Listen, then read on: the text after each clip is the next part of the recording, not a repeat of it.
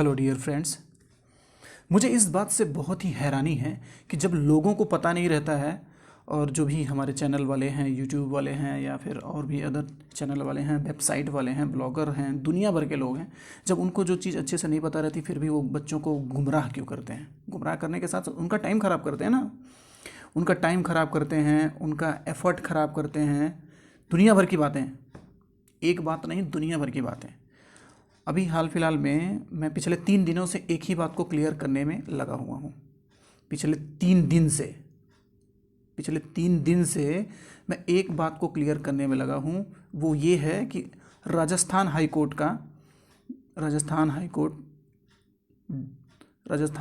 का जो पोस्ट आया है स्टेनोग्राफी का, आशुलिपि का, उसके लिए मैं बहुत परेशान हूँ। करीब परेशान क्या मतलब, एक ही सवाल को बार बार जवाब दे दे करके और लिख करके, टाइप करके कमेंट सेक्शन में या टेलीग्राम पे अलग अलग वीडियोस में मैं बहुत ही हैरान हूँ कि ये आखिर ये गुमराह करने वाली बात उनके दिमाग में डाला किसने है। अब आप लोग सोच रहे होंगे क्या ये गुमराह और क्या मैं बोल रहा हूँ ऐसा। तो ये जो पोस्ट आई है इसमें स्टेनो की पोस्ट है। स्टेनो के थ्रू डायरेक्ट रिक्रूटमेंट होता है, सभी लोग जानते हैं, आप बिल्कुल पढ़ सकते हैं, एकदम बिल्कुल विज्ञापन सामने आप सभी के है। राजस्थान उच्च न्यायालय जोधपुर, ये फलाना, ये सब संख्या वगैरह दिया है, अधीनस्थ व अशुल्पिक, ये आया था, इस टाइम आया था। अब ये सीधी भर्ती है, ठीक है। इसमें यह है कि स्टेनो पास करना है एक, और स्किल टेस्ट पास करना है, skill test, efficiency test pass करना है। तो जिसमें से कुछ क्राइटेरिया है, अब उसको फुलफिलमेंट करना था। अब देख लेते हैं उसमें, सीधे हम उसी पेज पे चलते हैं। उसमें ये कुछ एलिजिबिलिटी क्राइटेरिया मांग रखा था इन्होंने, ये सब कोई ना कोई, लगभग जितने भी फॉर्म लोगों ने भरा ये सब लोगों ने फुलफिलमेंट कर रहा है इसको। चलो देखते हैं आगे नेक्स्ट है क्या आखिर, जो जिस पे बहुत ज़्यादा भ्रांतियाँ फैलाई जा रही हैं चैनल के माध्यम से और दुनिया भर के तमाम तरीक़ों से। न जाने कैसे मेंबरशिप लोग भी चालू कर दिए हैं इसी पे, और डेली प्रैक्टिस कराते हैं, डेली बच्चों को डीमोटिवेट कर रहे हैं। वो ये है, इसमें ये दिया है कि ग्रुप ए और ग्रुप बी, इसके साथ साथ एक और है ग्रुप सी। वो क्या करता है कि ये तो भैया आपका है हिंदी का, साफ साफ दिख रहा है, ये इंग्लिश शॉर्ट हैंड के लिए है, और नीचे वाला जो है ये हिंदी शॉर्ट हैंड के लिए। इसमें से या इसमें से, इंग्लिश वाला चाहे हिंदी वाला, दोनों में से कोई भी पास करेगा उसको साथ साथ आपको ग्रुप सी, ये जो सेक्शन बना रखा है इन्होंने कंप्यूटर टेस्ट का, जिसमें से 2-3 चीज़ें हैं, 2 है, स्पीड टेस्ट है, एफिशिएंसी टेस्ट है, 10 मिनट का, 10 मिनट का, 50 मार्क्स के हैं, 50 मार्क्स के ये भी हैं 50। और ये सब जो कैटेगरी वाइज दिया है इसको मुझे नहीं चर्चा करना है। सबसे बड़ी प्रॉब्लम मेरी ये है, और ये बच्चों के साथ भी है, कैंडिडेट्स के साथ भी है, जिसमें इस कदर इतना ज़्यादा इस बात को उड़ाया जा रहा है कि 22 नंबर जो है आपका, ये आप अगर जो ये टाइम दिया रहता है इसको करेंगे, या 30 से 35 का अगर स्पीड है, डब्लू वर्ड पर मिनट का है, तब आपको 22.5 मार्क्स मिलेंगे। मैं फिर से बोलता हूँ, एक लाइन में बोलता हूँ, भ्रांतियाँ ये फैलाई जा रही हैं कि ये जो स्पीड टेस्ट और एफिशिएंसी टेस्ट है, अगर आपकी स्पीड 30 से 35 के बीच में है, वर्ड पर मिनट के बीच में है, तो आपको 22.5 नंबर मिलेंगे। ऐसा तो कहीं लिखा ही नहीं है। और साथ साथ ये भी फैलाया जा रहा है कि अगर आप 60 से 67 वर्ड पर मिनट लिखते हैं तो आपको 50 में 50 नंबर मिलेंगे। वाह! इतिहास में कभी आज तक दुनिया में कहीं भी हिंदी टाइपिंग किसी ने देखा है 40 से ऊपर कहीं रिक्रूटमेंट होता है? साहब सैलरी कितना दे रहे हैं? 23,700 दे रहे हैं, और काम कितना कराएंगे? स्टेनो भी लेंगे उसमें और स्पीड टेस्ट भी लेंगे, 3 काम करवाएंगे। तो देखिए, एक कॉमन सी बात है कि ऐसा नहीं हो सकता कि 3 काम। अगर आपको 70 स्पीड से स्टेनो पूछ रहा है तो टाइपिंग क्यों लेगा 70, और 65 ये 60-67 क्यों लेगा? ये कॉमन सी बात है, लोग नहीं समझ पा रहे हैं, बच्चे गुमराह होते जा रहे हैं, मेंबरशिप लेकर के डेली टाइपिंग कर रहे हैं, उनका स्पीड कम आ रहा है, डिप्रेशन में जा रहे हैं लोग। अब मेन काम जो है एसएससी का, स्टेनो का, जो स्टेनो का ऊपर है, ये तो छूट ही जा रहा है बच्चों से। स्टेनो जो देना है इनको, ये इस पर तो टाइम ही नहीं दे पा रहे हैं, इस पर तो टाइम ही नहीं दे पा रहे बच्चे।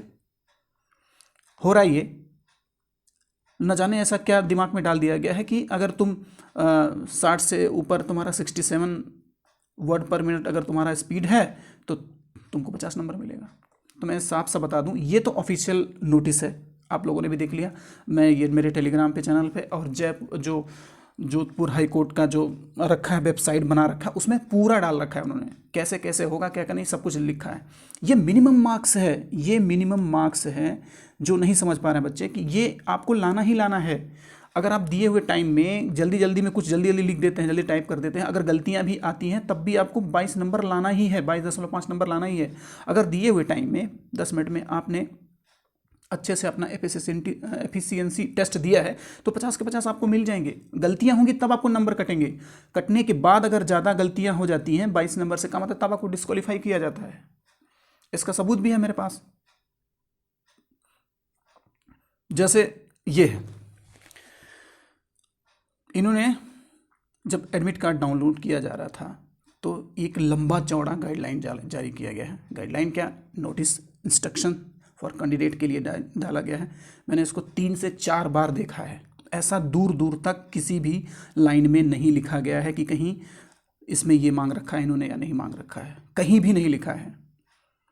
पूरा इंस्ट्रक्शन आप पढ़ के देख लेंगे, जितना भी है कहीं भी नहीं लिखा है इन्होंने कि इतना मांगा जाएगा। जैसे देख लीजिए ये है, इसमें भी है, कहीं भी दूसरा नहीं, एडमिट कार्ड की बात कर रहा है, फिर दूसरा है ये सेंटर वगैरह की बात कर रहा है, फिर तीसरा उनको क्या क्या लाना है, आईडी फोटो प्रूफ या क्या क्या जो भी है पढ़ लेंगे, इसको भी लाना है, जेरोक्स कॉपी लेके आना है। और चौथे में कैंडिडेट एग्जामिनेशन सेंटर पे क्या क्या क्या क्या अभी नोडल ऑफिसर वो सब जो चर्चाएँ करेगा वो भी लिखा है। तीसरा है क्या क्या है, कहाँ सीट पे बैठना, वो फिक्स सीट है उसका रोल नंबर देख करके बैठना, ये भी है। चौथा है चेंज वाला, सेंटर चेंज के लिए ऐसा कुछ दूर दूर तक कुछ नहीं लिखा है, साफ साफ लिखा है shall not be entertain under any circumstances, देख लीजिए।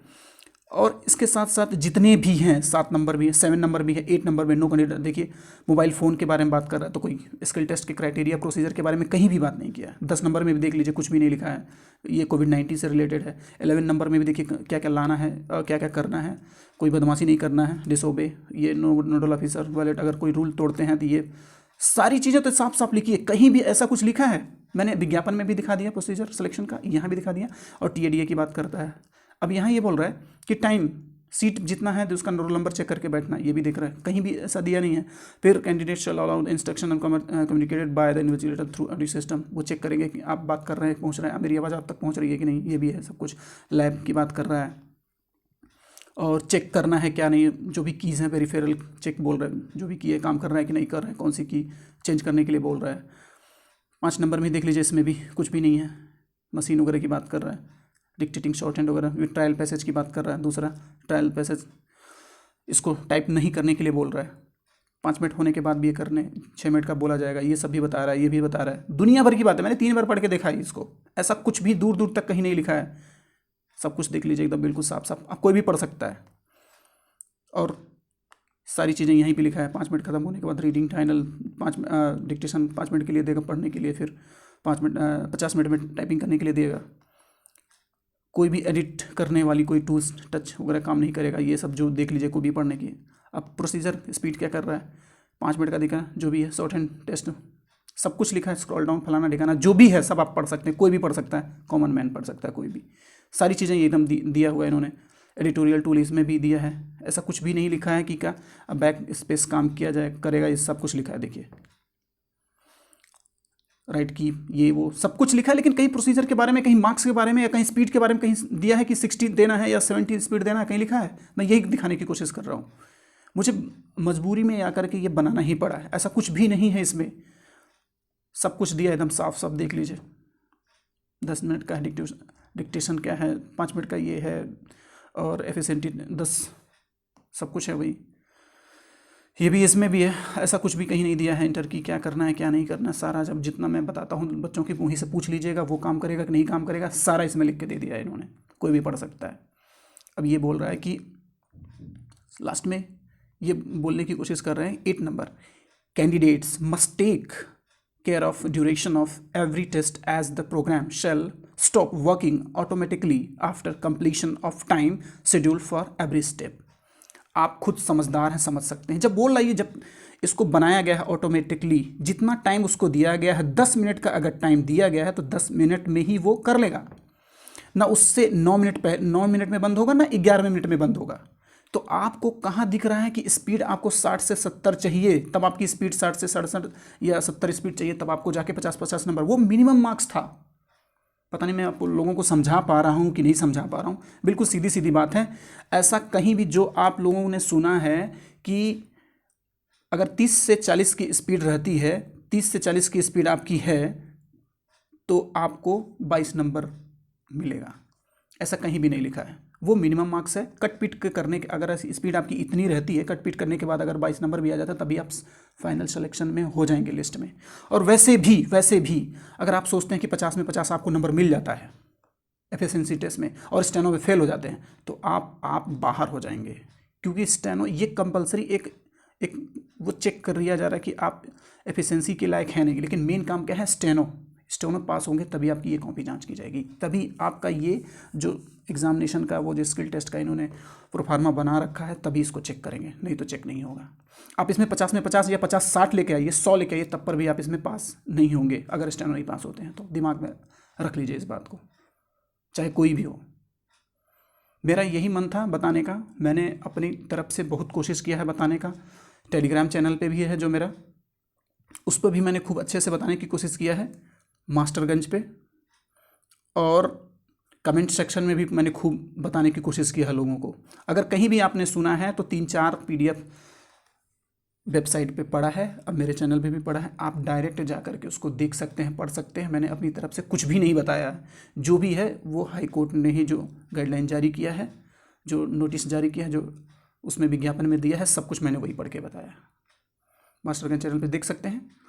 मेरा मेन मोटिव था कि इसको बताना, आपको भ्रांतियाँ दूर करना, और आप मेन टारगेट से आप लोग क्यों इधर उधर विचलित होते जा रहे हैं। अगर स्टेनो नहीं क्लियर होगा तो आप बेकार हो जाएंगे। स्टेनो की पोस्ट है, ये स्टेनो के लिए ही है। टाइपिंग वो पे उतना 30 से 35 भी स्पीड आपकी है तो आप सेलेक्टेड हो जाएंगे अगर स्टेनो सही है। तो आपके साथ यही खिलवाड़ किया जा रहा है कि आप ध्यान से स्टेनो पे फोकस करें, और दूसरे पे फोकस करेंगे तो अब स्टेनो की स्पीड छूट जाएगी, आप बाहर हो जाएंगे। बस मैं यही कह रहा हूँ, जितनी स्पीड आपकी बन गई है, 30 से 35 भी स्पीड है, अगर एक्यूरेसी आपकी अच्छी है तो आप सेलेक्टेड हैं, एफिशिएंसी टेस्ट पास हो जाएंगे। अब वो जो लाइन ग्राफ बार ये जो है कैपिटल लेटर, वो आपको सही करना, मैं उसी मिस्टेक की बात कर रहा हूँ, कॉमन एरर की बात कर रहा हूँ। तो मेरा फिर से यही एक लाइन में है कि आप प्लीज़ प्लीज़ प्लीज़ आप सिर्फ अपने एग्ज़ाम पे फोकस करें, वो भी कौन सा, स्टेनो पे फोकस करें। ट्रांसक्रिप्शन दीजिए, जिस टाइम पे परीक्षा है, परीक्षा वाले टाइम पे ही टाइपिंग कोशिश करने की कोशिश कीजिए, क्योंकि 10 से 5 दिन और बचे हैं, 5 से 10 दिन और बचे हैं। जितना मान लीजिए किसी का 9 से 12 है, मान लीजिए किसी का 9 से 12 है, तो 9 से 12 वाले टाइम पे टाइपिंग करे, ट्रांसक्रिप्शन दे, लिप्यांतर करे।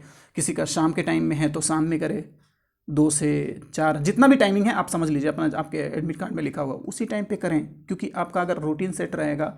और हाँ, सबसे अहम और बहुत ही खास बात जो मैं आपको सभी को बताना चाहता हूँ कि आप लोग सोइए भैया खूब, 6 से 7 घंटा सोना है, 6 से 7 घंटा कम मत सोइए, क्योंकि दिनों रात अगर टाइपिंग कर रहे हैं, आप स्टेनो लिख रहे हैं, बार बार वाइट वाइट वाइट चीज़ें देख रहे हैं, तो आंखें आपकी थक जाएंगी।